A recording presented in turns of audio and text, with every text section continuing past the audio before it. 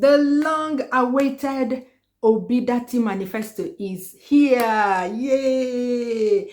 I have read it back to back, and I can tell you that it's a masterpiece. It's a manifesto of manifestos. You all know that on this channel, we discuss money matters that concern us as Nigerians.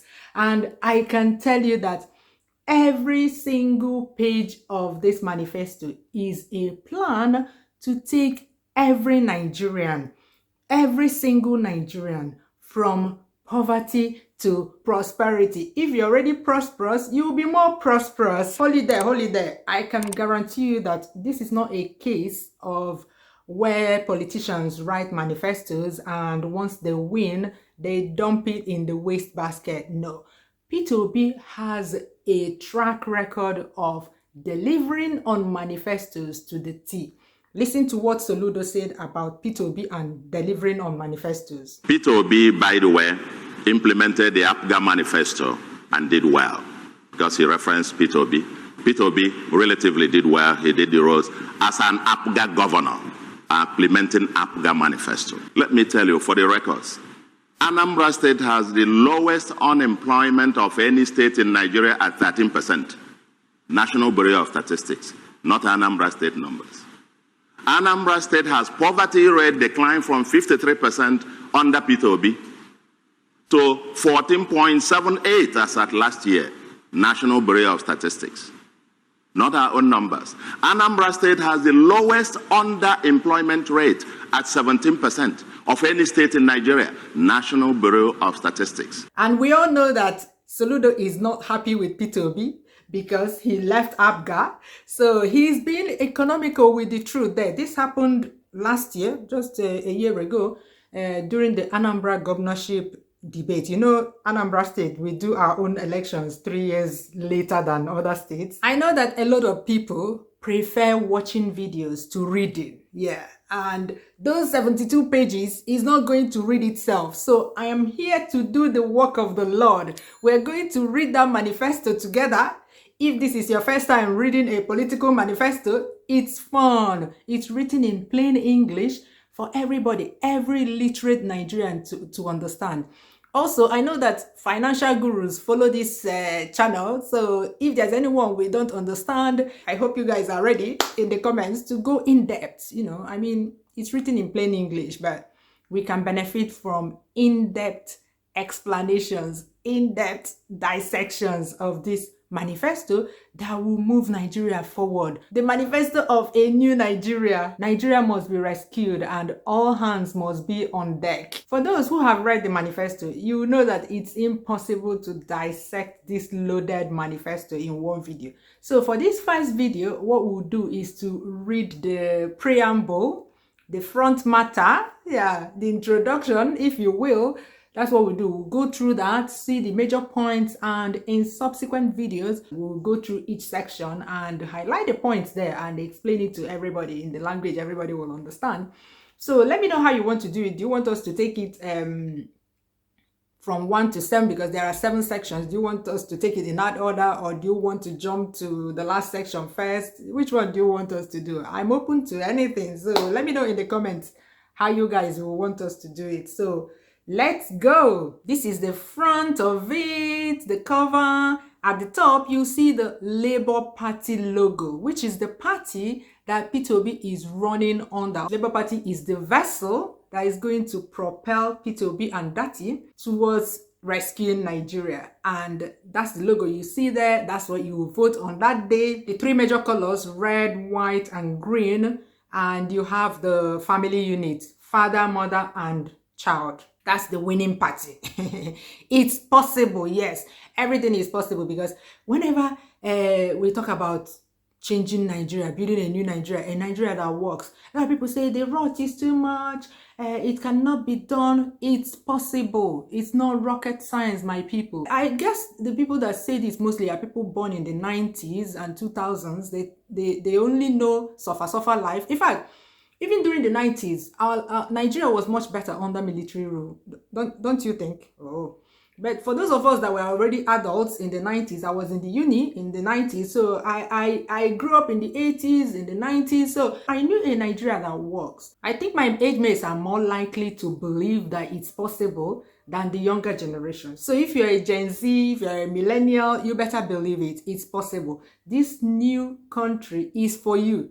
Those of us, we have lived our lives. So after that, you see the photo of the dream team, Peter Obi and Ahmed Datti. These two gentlemen will build a Nigeria of the future for us. Yeah. Then the title, Our Pact with Nigerians. This word pact makes me feel like Peter Obi and Ahmed Datti are sitting here and I'm signing an agreement with them. You know, it's not just any agreement. It's a very, very, very, I don't know how to say it. I feel like it's just between me and them and between each and every Nigerian and them. Obi Baba Ahmed 2023. Oh, you can see the smile on my face. I can't remove this smile on my face. I mean, I don't know the kind of happiness I've been having since I read this manifesto. And then you have the photo of happy Nigerians. This is how happy we are. Yeah, suffering and smiling, but from 2023 onwards, we'll be enjoying and smiling. No more suffering and smiling. Our commitment to offer honest and competent leadership to deliver our 7 priorities. Yeah, there's a lot of things to fix in Nigeria, but they've highlighted 7 priorities. Number 1, to secure Nigeria, end banditry and insurgency, and unite our dear nation, to manage our diversity such that no one is left behind. Not a single person is left behind. Because Peter Obi and Ahmed Datti know that even if it's one person that you leave behind, if that person is poor, if that person doesn't have a job, they will take to a life of crime, which is what we are experiencing today. So that's why they put it as number 1, to secure Nigeria. Insecurity. Anybody you ask today, their greatest fear about Nigeria is insecurity. Removing security, people can stay in Nigeria and thrive and build their businesses, make money for themselves. They'll find a way to survive. But throw insecurity into the equation, man, everybody wants to run away because, I mean, you can't do anything where you feel insecure. Number 2, shift emphasis from consumption to production. I love this phrase so much. By running a production-centered economy that is driven by an agrarian revolution and export-oriented industrialization. When we get agri-products, people will be employed. There will be a lot of people employed in agriculture. A lot of countries that we run to are sustained by agriculture. We think, oh, abroad. You think it's technology that sustains them. No, it's mostly agriculture and the service provision. Yeah.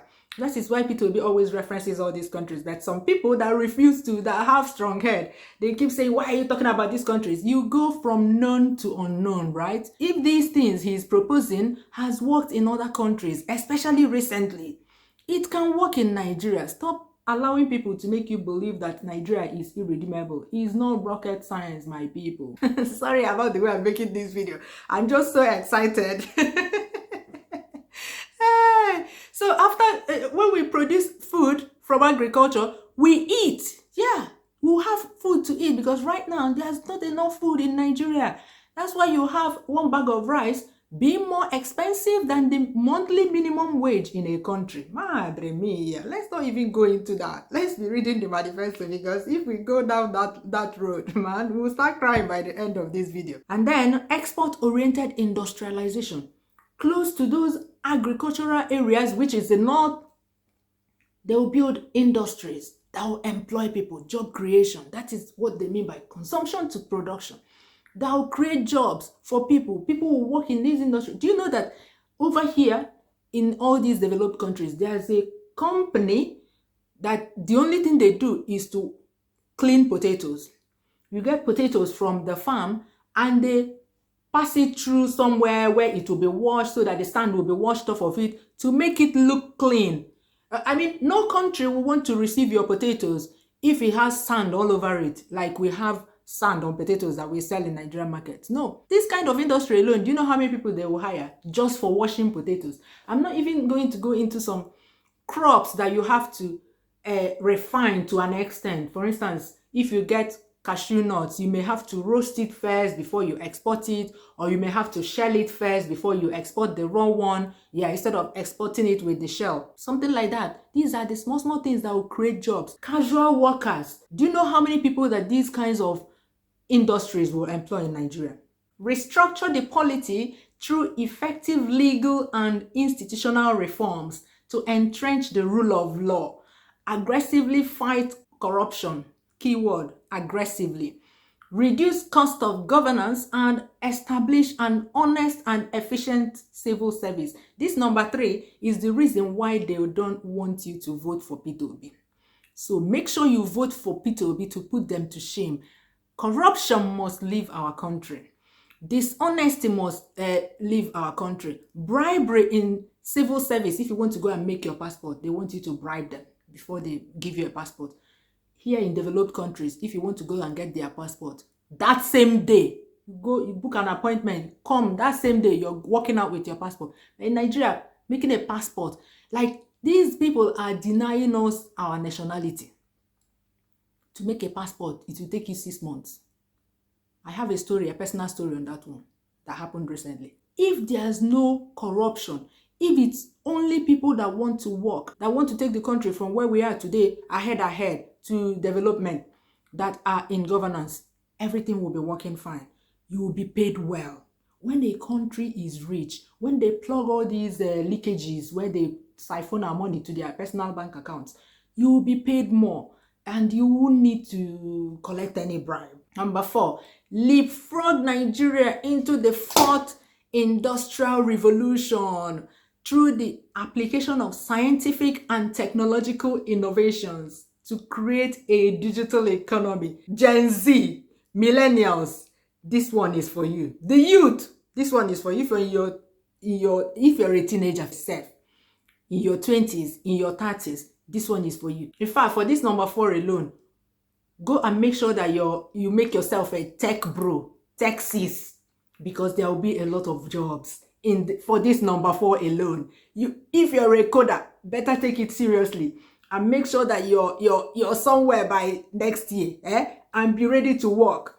Because I tell you, if this one happens right now, do you know why they used? I have a lot of things to say about this manifesto. I'm sorry if this video seems all over the place. Do you know why they used leapfrog?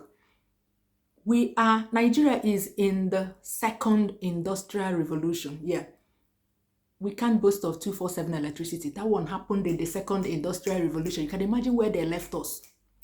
And they will continue to take us back if Peter Obi does not win. So we need to jump ahead, like jump past 3rd revolution and land on the 4th, by fire, by force, so that we can be where the rest of the world is through the application of scientific and technological innovations to create a digital economy. Everybody knows that the world is digitized, but Nigeria is still far behind. Nigeria is still such a country where you load data, internet data, and they tell you it will last for 1 month. The next day it's finished. But over here, you pay a fixed amount of money and you have unlimited data. Just imagine that. All you young people, obi-datti team is for you. When they say young people, it's for you. You better come out and vote. Number 5, build expansive and world-class infrastructure for efficient power supply, rail, road, and air transportation, and pipeline network through integrated public-private partnerships and entrepreneurial public sector governance. Ooh! So this one explains itself. Power. You guys know when Peter Obi was going to Egypt, people are still laughing. He's going to Egypt. Is he going to be the minister of power? Is he going to be this? That's the problem we have. Incompetence. A president is supposed to know, even if it's a little, about every aspect. That is the only way a president will know if the minister of power is delivering, right? That's the only way he will know if the minister for petroleum resources is delivering. That's the only way he will know if the minister for agriculture is delivering, right? If you're Remugu, If you're a mumu like me, a layman like me, and you want to come and sit down to be president just to occupy Aso Rock, the country will just be, you won't even know when people are not delivering on the mandate. You won't even know. And how would you even know who is qualified to head a parastatal? He needs to know a bit of everything. But Obi and Datti, have you heard Datti talk? Hey, these two, both of them are presidential materials as far as I'm concerned. So, a pipeline network, railroad, like everybody knows that rail transportation is like non-existent in Nigeria. The only one they built the other day, we can't travel on it anymore. And then roads, we know that road infrastructure is what we are suffering. Like the country does not have even 1/10 of the roads it should have. Yeah, air transportation. Okay, Nigeria is such a small. It's big, but it's still small. Some states in the US, states are bigger than Nigeria, so you can imagine. But in Nigeria, it costs more to travel from, say, Lagos to Maiduguri. Lagos to Maiduguri is I think it's the farthest distance by air in Nigeria. Over here, people with strong currency, it's cheaper to travel by air here. I can travel from here to London cheaper than I can travel from Lagos to Maiduguri by air. Not to talk of all the flight delays, like you suffer, the kind of suffering you suffer, secondary suffering that you suffer apart from the money you're paying. And then public-private partnerships. You know, for a country to run very well, there are some things that the government should not put its hand. That's another problem with Nigeria. The government wants to be in control of every single thing. Like Peter Obi always says, the government cannot manage a lot of things. It's better you leave it for investors, the private sector, and then the government will support them, either by providing funding for them or providing an enabling environment. For instance, if there's no security in a country, an external investor will not come.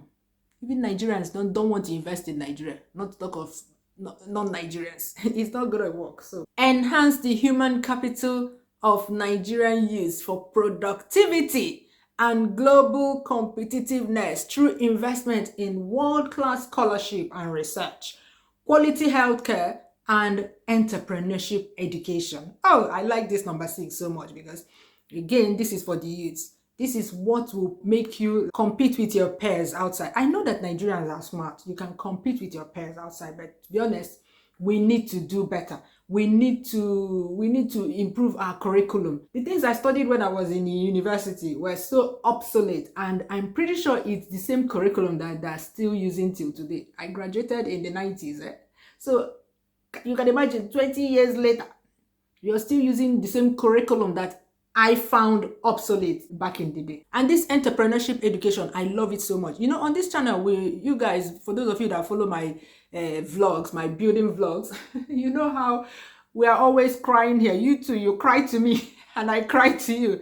We're always crying here because it's very difficult to find qualified artisans in Nigeria. I don't know a qualified plumber in Nigeria. All the plumbers I'm using, I manage them. I just manage them. I have never met a qualified plumber. You find yourself sometimes using up to 5 plumbers in the course of building one house. The first one will start it before you get to the decking. You've noticed that he doesn't know what he's doing. Then you go and find another one. By the time you finish the first floor, you know that he doesn't know what he's doing. Then by the time you get to the fittings, you need to invite another person to install, because probably the other one only knows how to lay pipes. He doesn't know how to install fittings so that there won't be leakage. Like, when you have entrepreneurship education, that means that people will have to be certified before they will come out and beat their chest and say, I am a plumber. Not in Nigeria, where people will go and learn work for only 2 weeks. They start carrying tools around. I am a plumber, I'm a plumber, I'm a carpenter. But he doesn't know how to do shaking something. You have to like be putting eye, even teaching the person. You'll be fighting with them, they'll be wasting your money.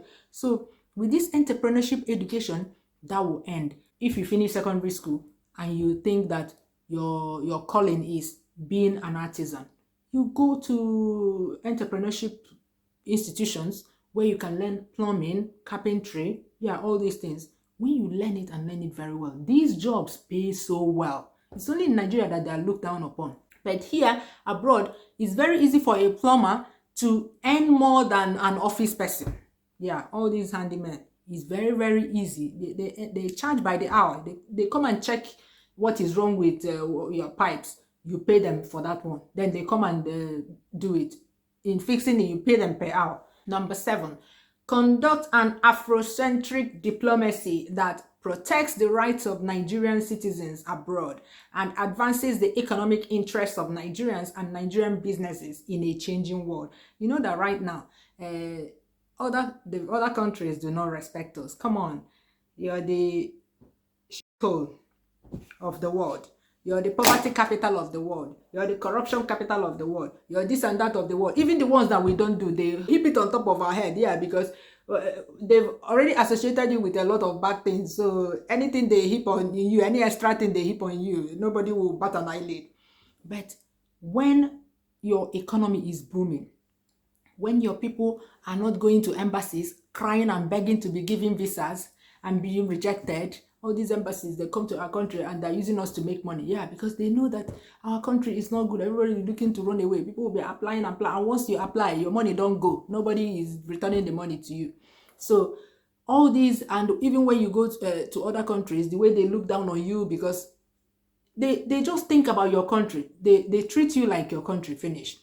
But when your country start having respect in the world, they will begin to respect you. So a win for Peter Obi and Ahmed Datti is a win for all of us, whether you live in Nigeria or you live outside Nigeria.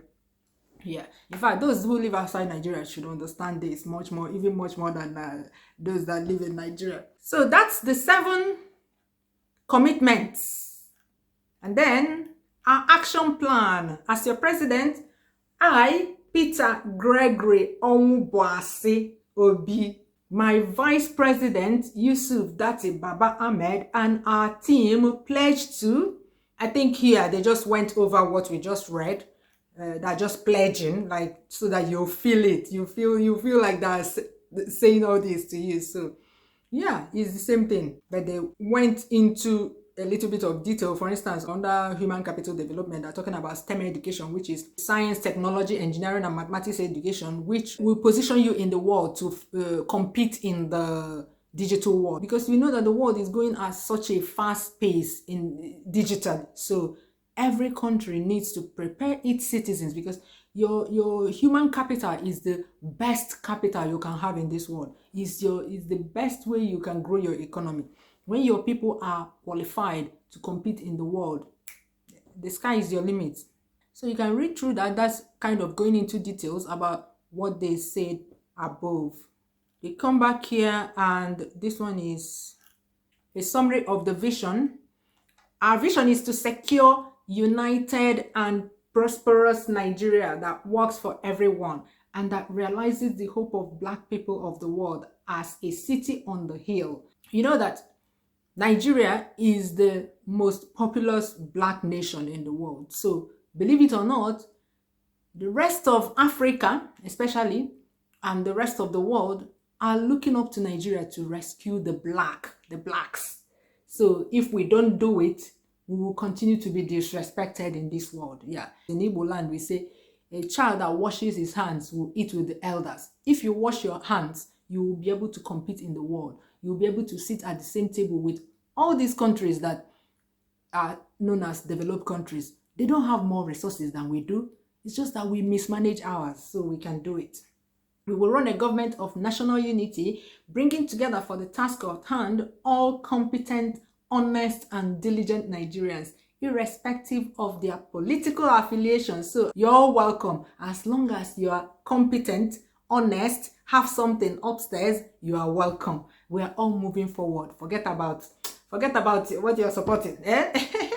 You know within you, you've read this manifesto. Yeah, you know within you that this team is the team to beat, man. The new Nigeria we build will be truly one nation bound in freedom, peace, and unity, where peace and justice shall reign. The text in bold is taken from our national anthem. You know, this is our national anthem that our leaders sing all the time during official events, but it enters from this year and leaves from the other year. They don't put it into practice, but finally we will have leaders that will put it into practice. Okay, for long the dream of a secure, united, and prosperous I'll bite my tongue today. For long, the dream of a secure, united, and prosperous Nigeria has been betrayed by those who lack the character and competence to achieve the dream. Now, a new generation of Nigerian leadership has emerged, tested and tried, honest and dedicated, united in a common mission to reverse the current ugly trend of endemic poverty, insecurity, and create a better future for every Nigerian. Yeah, I can attest to this. Peter Obi is all this and more. A future defined by widespread prosperity based on high economic growth, equal access to health and educational facilities. Yeah, you don't need to know anybody. Your father doesn't need to be in government for you to get all these things. The only thing that qualifies you is that you are a Nigerian. And justice and fairness to all religious, ethnic, and social groups.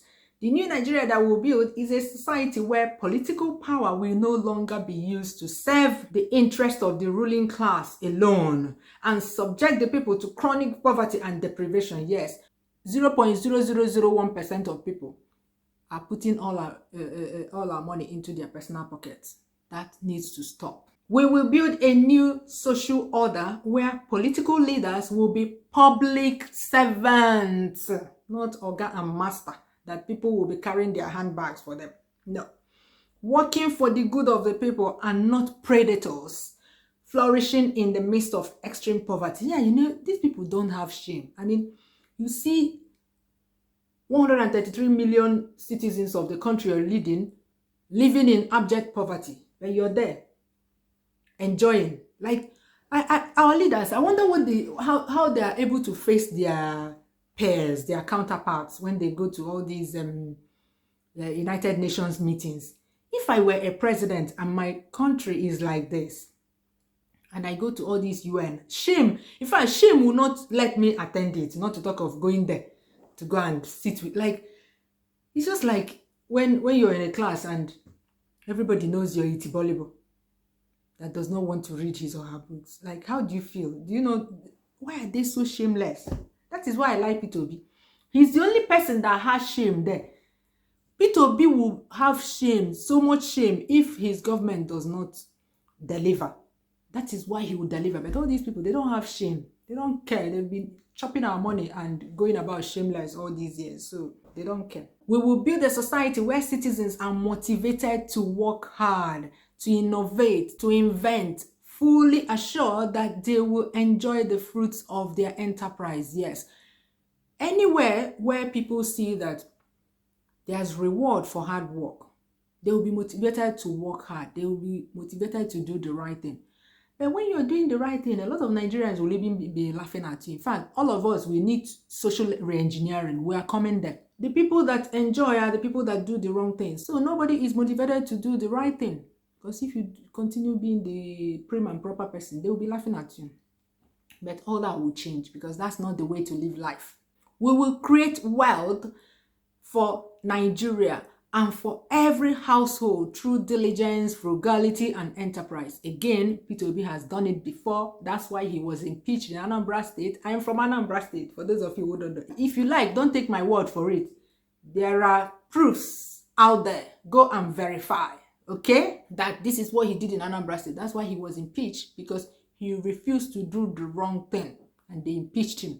He went to court, fought them, came back, and continued. And after some time, they had to bend because the light and darkness cannot compete. Light will always defeat darkness, okay? I've already seen people saying that this manifesto is based on what the Senate and the House of Reps will approve, that they will not approve it. So are you saying that, okay, I know that Senate, they will sit on this country, so you will fold their hands and allow even more corrupt people to enter there? No.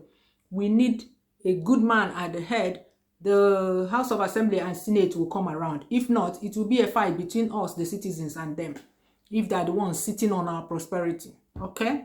Our new Nigeria is a country all Nigerians will be proud to call home. Madre mia. You guys know that people like me, oh my God, I'm already proud of Nigeria the way it is. In fact, with the new Nigeria, I'll be walking on top like this, like in air. I'm already proud. What's on all? What will happen when we have a Nigeria that can compete with the rest of the world? Madre. Ha! You can't talk to me. You can't. Our new Nigeria is a country all Nigerians will be proud to call home, because it's an economic giant that can feed its citizens, defend them from any aggression, and secure them in their homes and businesses. Yes, this sentence is what will make someone feel like a citizen. Yeah, this is basic, but they don't want to provide it for us. We are coming to run an entrepreneurial state, able to double Nigeria's GDP in a short time and abolish extreme poverty, like China that removed 740 million people from poverty through economic policy that emphasized social market. Yes, in fact, P2B, by cutting the leakages where they pocket our money, our GDP will even grow before he even starts working. So even if it's just to come and plug the loopholes, plug all the leakages, let him come and do that first. Our focus is to ensure that wealth is created through sectors that improve the well-being of all Nigerian citizens. Our theory of change is democratic citizenship. Yes, not the people that say that we are under democracy, but it's actually dictatorship that they're ruling us with. Therefore, we will prioritize economic and social rights under Chapter 2 of the Constitution. Anybody that knows the content of Chapter 2 of Constitution, please summarize in the comments for us. And implement these rights through social programs and projects that empower the people and mainstream the poor first in access to critical services such as health, education, to ensure poverty reduction based on fast economic growth. Our governance principles, priority projects, and programs will be anchored on the 17 Sustainable Development Goals. You guys know that P2B was the first governor that started implementing the Millennium Development Goals, which was in effect when he became the governor of Anambra State. Other governors follow suit because you know that he is the deputy chairman of all the governors forum. So he is someone that was respected amongst his peers, governors. And in the Southeast, he was the chairman of the Southeast governors, like in the Igbo land zone, he was the chairman. So he positively influenced some of them to start following that, because that's what the rest of the world was following at that time. That was the recommendation by the UN at that time. But at the national level, Nigeria did not follow it. That's why we are where we are today. Okay, so he finished that one. The world has finished that one. The world is now at Sustainable Development Goals, which I know that for the past 7 years, we have not been following. So when P2B comes in, even though we will be late, because this one, I think the deadline is for 2030. We have only 7 years left now. So he will start doing it. We may be behind, but at least we'll be moving in the right direction. This is the recommendation the rest of the world, any country that wants to pull their people out of poverty, this is what they are following. So that is what we'll start following from next year. But if you vote all these people that don't know what they're doing, we will not follow this. They will keep pocketing your money and you keep living in squalor and you keep having insecurity. Okay, because this one is not I'm rich. A rich man in the midst of poor people is a poor person. Okay, securing and uniting Nigeria and growing her economy requires steady and trusted hands. It is a full-time employment on behalf of Nigerian people. It is not time for rent-seeking or absenteeism. It is time to pull the sleeves and bend down and lift the weight off the shoulders of Nigerians. Yes, we have been carrying a lot of weight. Nigerians, kudos. Give me 5. You have been what's the word? You have been diligent in carrying the weight of this country, the weight that bad leaders have been putting on our shoulders all these years. But it's time for that weight to be lifted by someone who knows how to lead. Peter Obi and Ahmed Datti. I, Peter Gregory Obi, and my running mate, Yusuf Datti Baba Ahmed, promise you that we will be the leaders you can trust. To be honest, diligent and ever present to work for you. You guys know that P2B is ever present, not our current president, that people are suffering, displaced by flood recently, and he was traveling to South Korea. We have suffered. We have suffered. This is our promise to you. We will work for you with pure hearts and skillful hands. So help us God. Yay! So that's their commitment, okay, their vision. And then the context, I'm still talking about, they talked about their vision, now their mission.